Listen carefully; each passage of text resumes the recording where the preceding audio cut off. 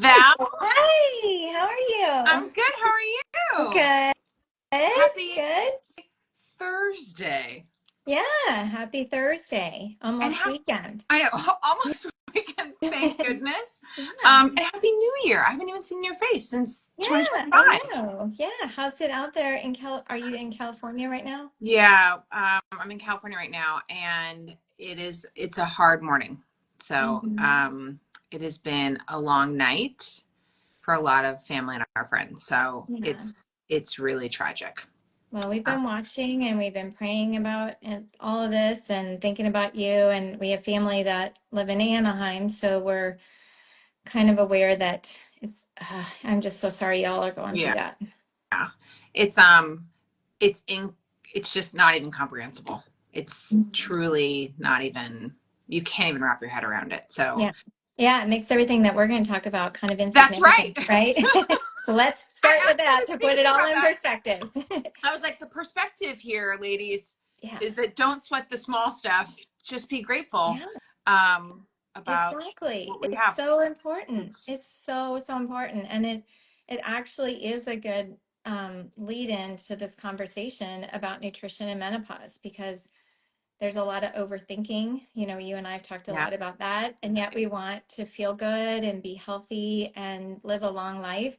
And so it's just keeping that perspective of Yeah, I all totally these other agree. things. And I would also say that it's so just grounding to be with people who you trust and care and love. And you are one of those people in our Hot Paws Health community, and we're so grateful for you. Absolutely. So thank Thank you. you. Thank you for Yeah. everything I'd that you love do. to be a part of your community. You guys are doing amazing work. Thank you. Um, do you mind if I do a quick intro on you so that everybody can Sure. understand Yeah. how, Who is this crazy who, lady? well, not only who's this crazy lady, but how amazing is this crazy lady? So today we are joined by the most incredible Val Schonberg, who has her master's in nutrition science from the University of Minnesota. Go hmm Gophers! We love you. Yep. She is a registered and licensed dietitian, but it doesn't end there. I feel like Val kind of is one of those.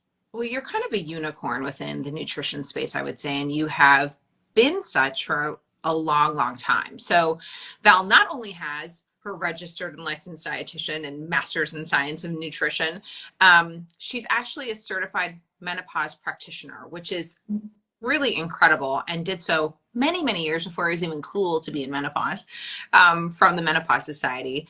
And then you also are a certified sports dietitian, Yep. correct? Or Mhm. dietetics, correct? Well, yeah, I mean, so in the space of Mm-hmm. nutrition, we have these different board certifications. And Mm-hmm. so you can have a board certified oncology Right. dietitian. I'm a board certified sports dietitian. Yep. And so, whether it's the certification in menopause or the board certification in sports dietetics, it really just speaks to wanting to dive in deeper and really be equipped with the best information so that you're servicing your clients for the best options instead of just reading a few things here and there in textbooks. Because there's a lot of, especially for the sports dietetics, you have to be a registered dietitian. You have to have at least served 5 years as a registered dietitian. You have to serve so many hours in sports dietetics. So it reassures individuals that this is a person who has Yeah. experience, and it's not just I read a textbook or Right. someone's book and then decided I'm going to specialize in sports Right. nutrition. Well, and I think that speaks to your practice, right? So Val is in private practice in Atlanta, Georgia, one of my favorite cities to Mhm. eat in and be It's a in. great So just in city case. to eat in. Yeah. Um, and you work with a lot of athletes, both professional and just people who love being athletic. And you really have focused your practice on midlife and midlife Mhm. nutrition and perimenopause and menopause. And then I know that one of the subjects that is near and dear to your heart is eating disorders and the range of eating disorders across someone's life. So Val has a broad specialty within nutrition, but we today we'll be focusing on midlife, and we're so grateful for her perspective. So, Val, we have talked about these questions so many times, and I feel like you and I just, that's all we do. Yeah.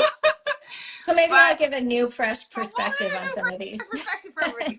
And these are the questions that come up time and time again. So, this is not to say that they are not important. It's just that this is what's top of mind for women right now. And I think that your perspective is so unique and grounding. I mean, especially on days like today where you realize that this is not the be all end all, but just one part of our life. So I guess can we just start Yeah, from the first one that jump we right get all the in. Like, time? I'm here for you. Whatever Um, you got. so Val, in your perspective, obviously nutrition is one of the tools in our toolbox, right? Mhm. Within perimenopause and menopause, the things that we can control as women as we are transitioning through this phase, what are the foods that women should be prioritizing as they are going through perimenopause and menopause? Yeah. Um, so I think it's a great question, and you're right. Like it comes up quite a Yeah. bit. And even when we think about the question of what should I, it almost kind of insinuates like, should I be eating Yeah. differently? Yeah. You That's a great know, point. kind of like what's the best foods? What's the superfood? All these kinds of questions. And I think that they're important and they're relevant, and nutrition science obviously is fascinating to me. And I always want to bring it down to the most simplistic thing, Mhm. which is to start with really prioritizing foods you enjoy Yeah. eating. And someone might be like, but I don't know what that means. It's like, you know what? We're 40 plus years old.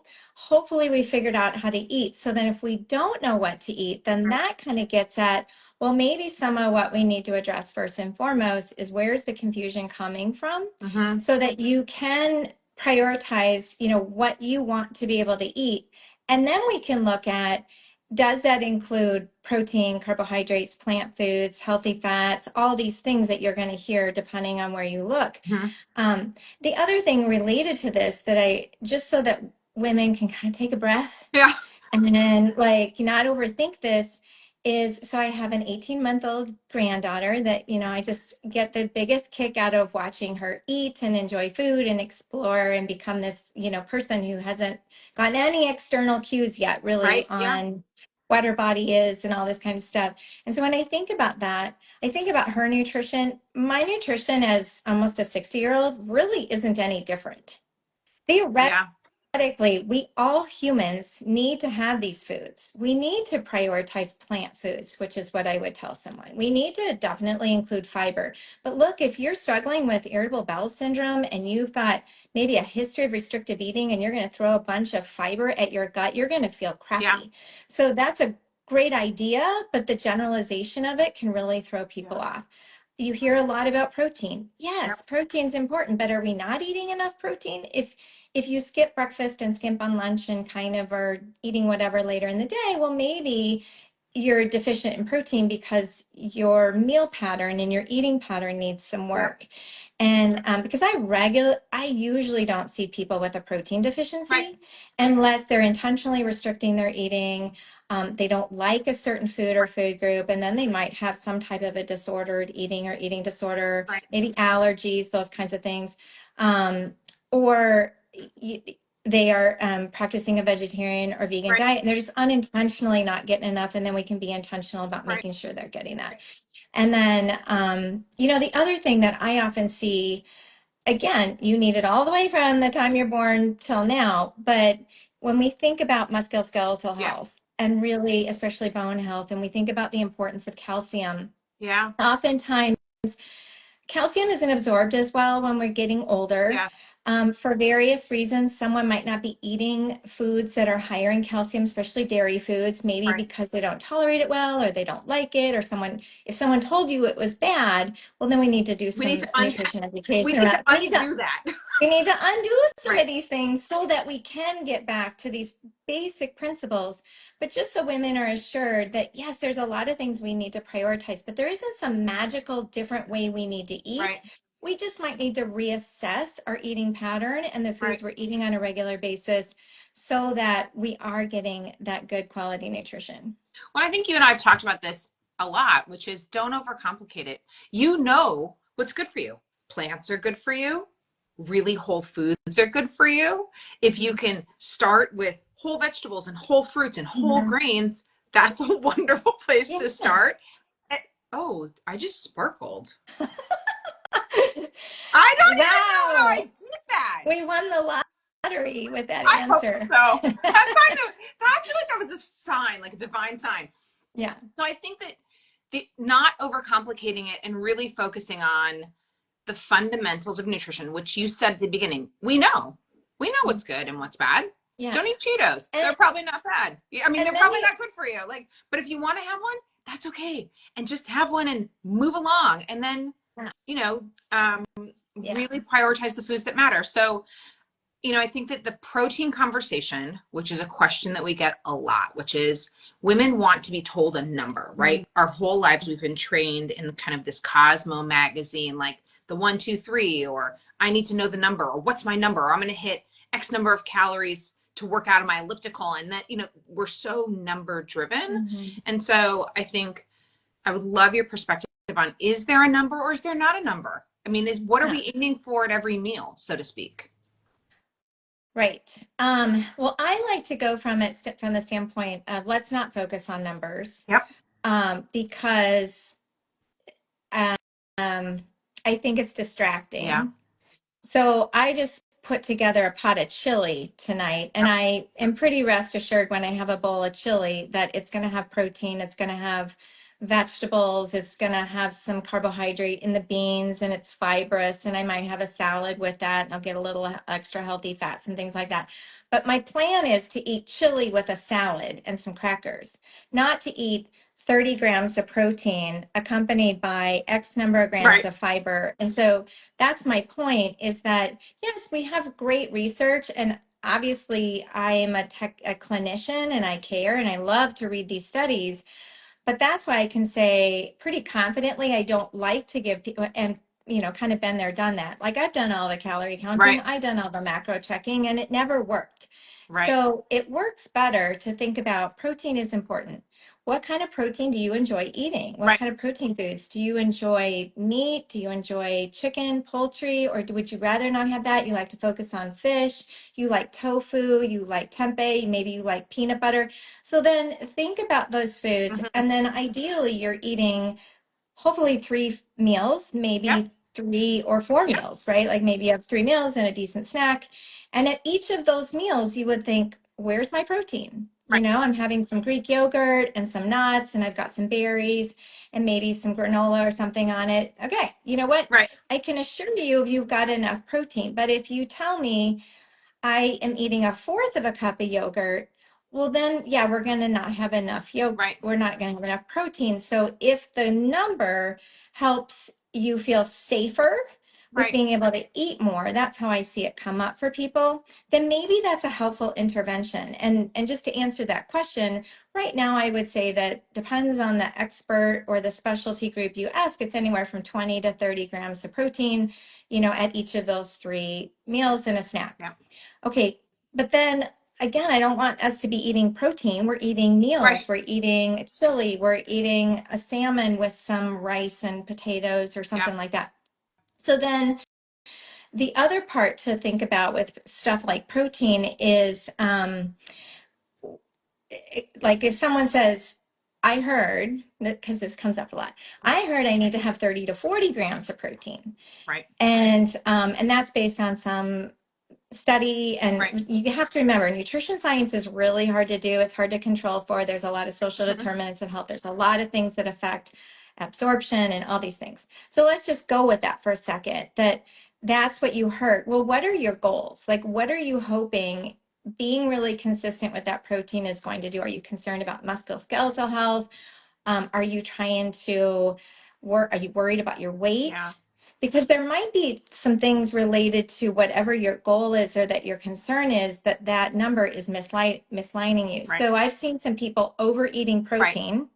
And then when I say, well, because they'll like add in that snack, and I'm like, are you hungry? No, not really. I just know Right. I need to get these extra grams of protein in by the end of the day. I'm like, well, then you're kind of overeating. Right. Right now, we're using numbers to tell us how much to Right. eat.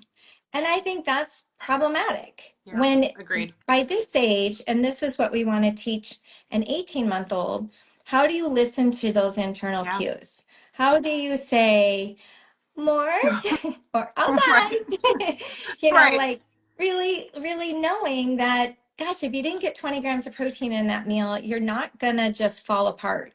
But if you are restricting or you are intentionally under eating, we need to address Yep. that. Or if you're unintentionally under eating because maybe you had an illness or you just don't have a very hungry brain, well, then we can work on like helping you intuitively know what you need to eat. But Yeah. even then, I probably wouldn't have someone track a bunch of numbers because that's not a lot of fun. And back to the first question, I want you to enjoy Yeah. eating because, especially at this stage of life, we got a lot of stress. Yeah. Stressing about food is one of the things maybe we need to kind of take off our plate. Yeah, I agree. I also feel like, and this is just my own, because I have too many children and I run around with my head cut off. Yeah. I forget to cue in to so many parts of my body, if that makes any Mm-hmm. sense. Mm-hmm. So I forget, like, oh, um, I need to remind myself that I need to check in with her and say, okay, Melissa, you have to eat or drink water. I mean, water is a huge one. I see it with a lot of my Mm-hmm. friends where they're not drinking enough water, and there are huge consequences on that because you're not hydrating, and then your organs aren't working, and then you're not regular, and then there are all of these other Mm-hmm. things that kind of back into that. So I think it's really cueing into your point intuitively to what you need. Which leads me to my next question, Val. And I have gone down this rabbit hole myself personally because I feel like, oh my God, am I getting enough? Or am I whole, right? Am I getting the 100%? Because I'm a firstborn type A female Mm-hmm. who wants to achieve and get my grades and go for it. Supplements, right? So am I getting enough calcium? Am I getting enough vitamin D? Am I getting enough biotin for my hair? Does it really work? Should I just try it? I mean, all of these things are running because the Instagram humans are pinging me. What are the supplements in your perspective as a multi year expert Mm-hmm. in this field? Are there supplements that women should consider and integrate, or are there things like don't do it? It's snake oil. It's a waste of your time. Move along. Would love your input. Yeah, I think there's a place in the middle Okay. on that answer. I don't think there's a black and white answer. Yep. Honestly, I would, like if you listen to me long enough, I'm always going to go back to what is it that you're Right. concerned about? Like, what are your health goals from a menopause standpoint? What are symptoms that are really bothersome for Right. you? What are you trying to Mm-hmm. address?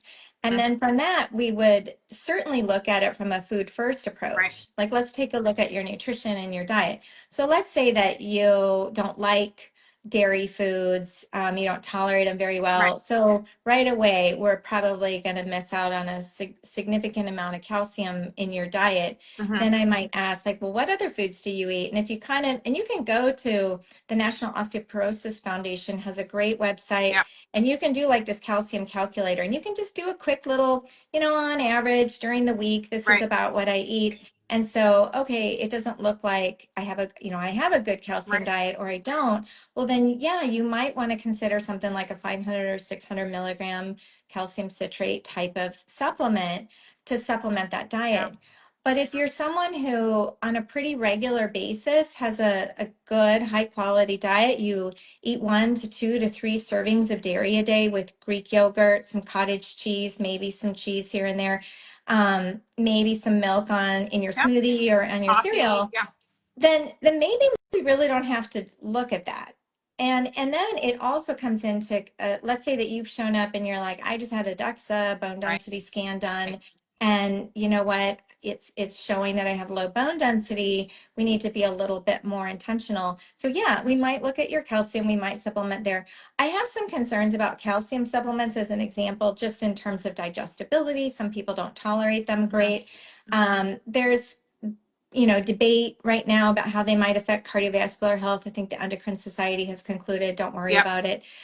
But that would be an example. Vitamin D, on the other hand, would be one where it's harder to get. We shouldn't be out in the sun that much. And then if we are, we're probably wearing sunscreen, Covered. hopefully. And there is research that shows that we don't really, even if we are out in the sun, we're not metabolizing or producing that vitamin D as readily.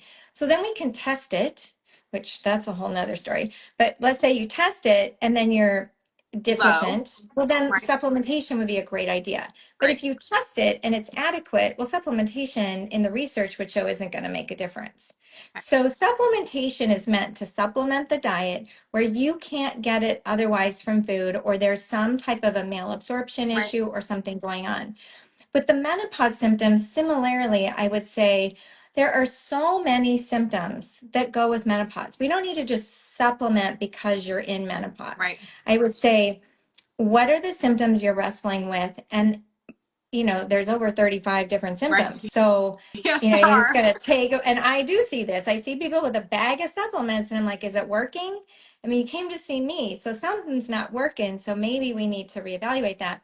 But at the same time, if it is something like hot flashes and night sweats, which 75 to 80% of women are Right. likely going to suffer from at different variabilities, I would say, God, let's get the best thing.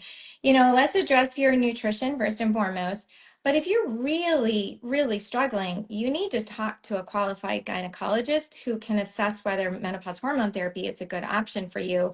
Because why would you try all these other things that they're not regulated, there's questions That's about right. them, they may or may not work, when you really need relief.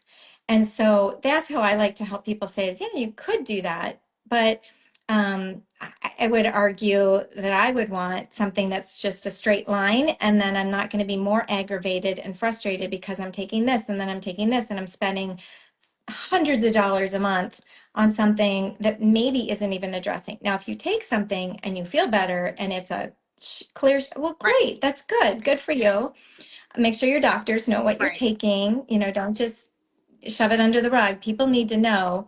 And that's the thing in the United States is I wish we did manage supplements the way we manage pharmaceuticals, but they're I not. couldn't agree more. And I think that to me is a whole, we are going to have that as a follow up and subsequent Mhm. Instagram live, because I am deeply passionate about the claims being made, the language being used for women to think that certain supplements can reduce X, Y, or Z.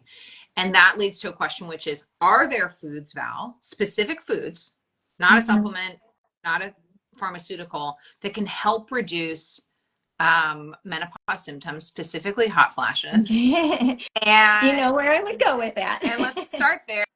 And then I do want to punctuate kind of what you said in the beginning, which is looking at nutrition is part of the equation, right? If you are Mhm. still suffering, go talk to your OBGYN, Mhm. possibly and hopefully an OBGYN who understands menopause, who, like Val, is a menopause certified practitioner who understands what you're going through and can help you look at holistically the treatments that are options for you, whether you have Yeah, yeah. contraindications And or what's not. the Yeah, best fit for you? that's right. Yeah, so in terms of Yep. foods, again, people have to remember that food science, nutrition science specifically, is really hard to do Mm-hmm. because you can't just give someone, and there's studies that do this, where we'll give someone a dose of a certain food, you'll monitor them, and then you look at an outcome like, hey, did your vasomotor symptoms or your hot flashes or night sweats decrease? And they might have, but they don't, it's not consistent across the That's board, right. right? So soy foods are a great Mm-hmm. example. And I'm talking like first generation soy foods. And by that, I mean things like tofu, tempeh, soy milk, soy nuts, Edamame. edamame, those kinds of things are where there's really interesting research. And it's interesting because for me, I did my master's research back in 1992 and it was on soy.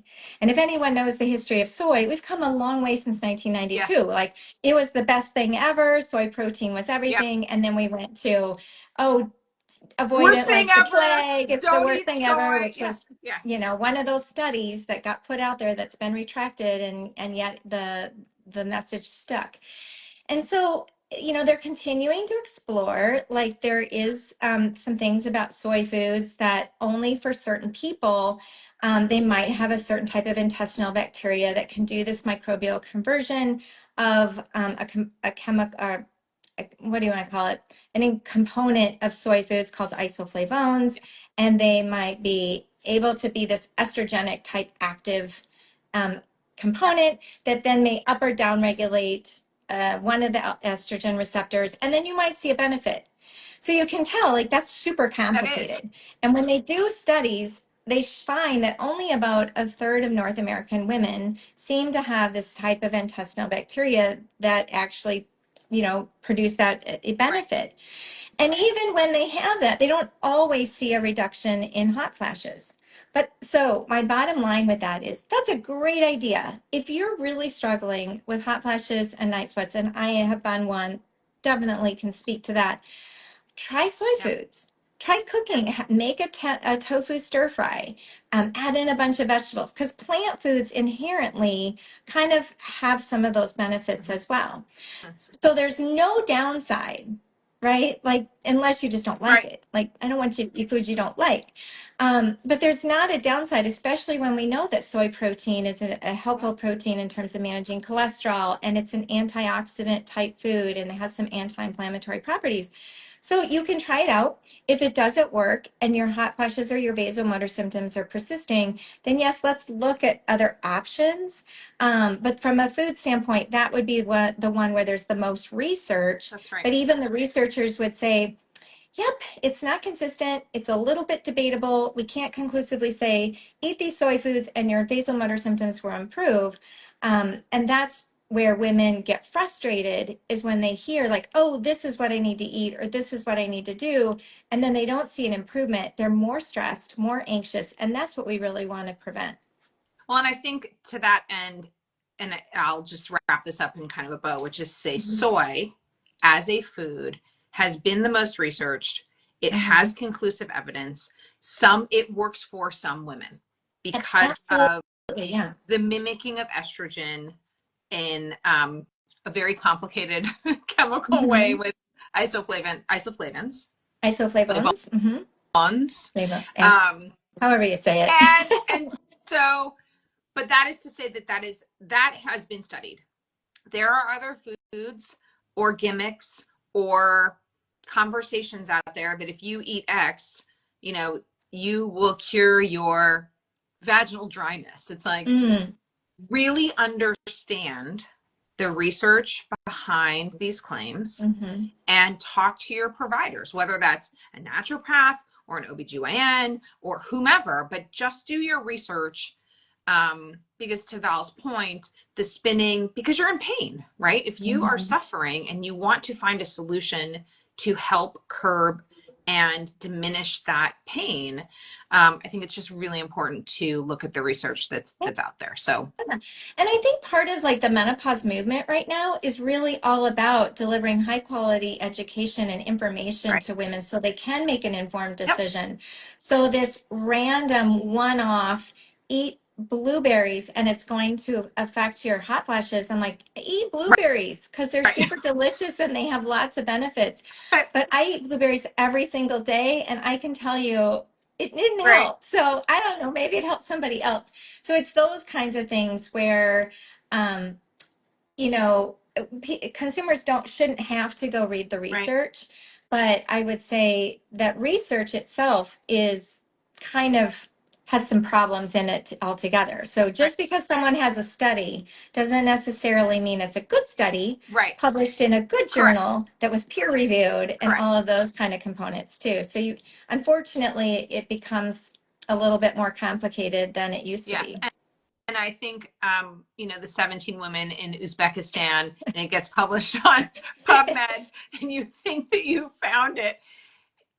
Sometimes it takes a little bit deeper dive. And that's why we're so grateful to have advisors like Val on our Hot Paws Health Medical Advisory Board to keep us really, I would say, firm in our convictions of what's in bounds and what's out of bounds in terms of Mhm. how women can make informed decisions. Yeah. So, And I'm happy to do the deep dive. yeah, Like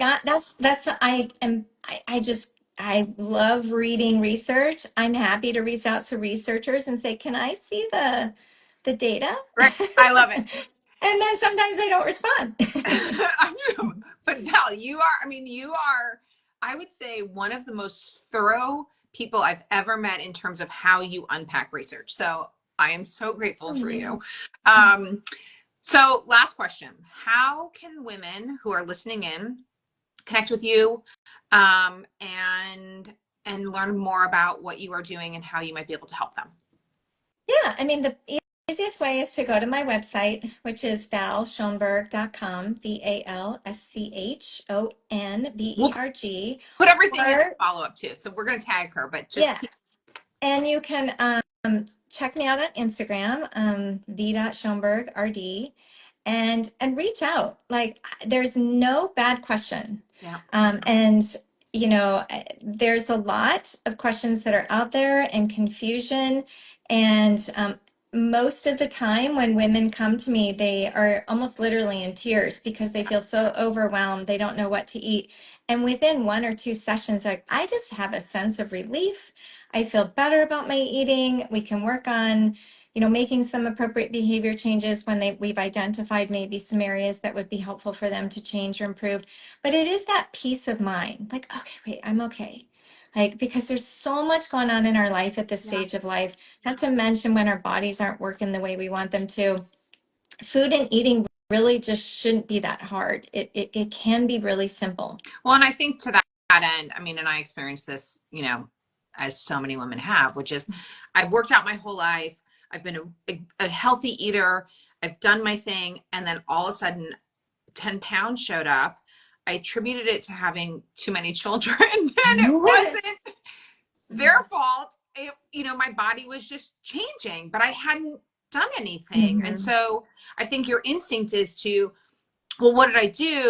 And how do I make this go away? Because I don't feel good. It's not even the weight. Because in fairness, at least I'll speak for myself, I don't weigh myself. I feel it. Mhm.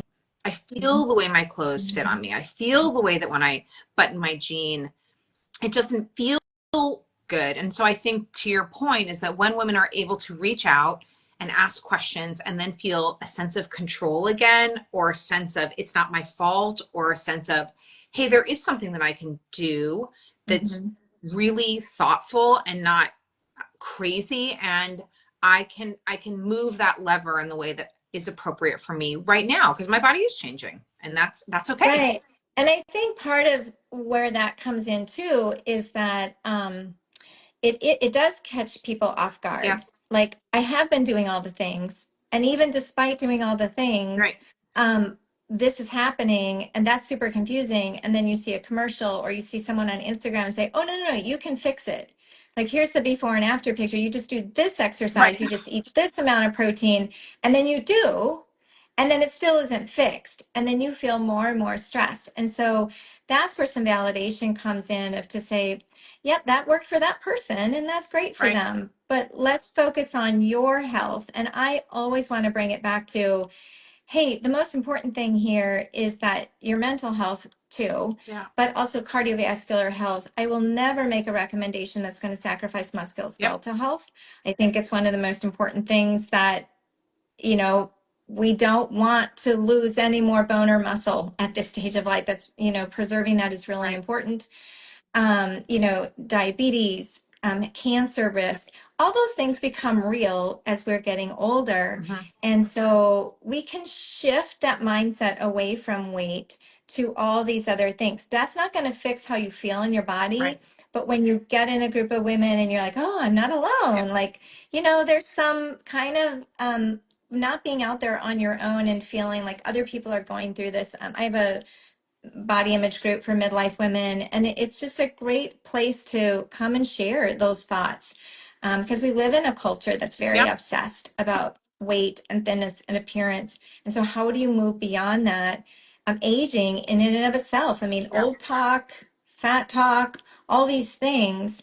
Gosh, there's a lot of curveballs coming at women. And so you need to have a safe space to kind of open up and Yep. talk about what's really bothering you so we Yep. can help And you feel community is better. a huge part of it. I mean, community is certainly one of Mhm. the, I think, levers that women have at their disposal to lean into. So, Mhm. uh, Absolutely. Yeah. well, thank you, Val. You're the best. We adore you.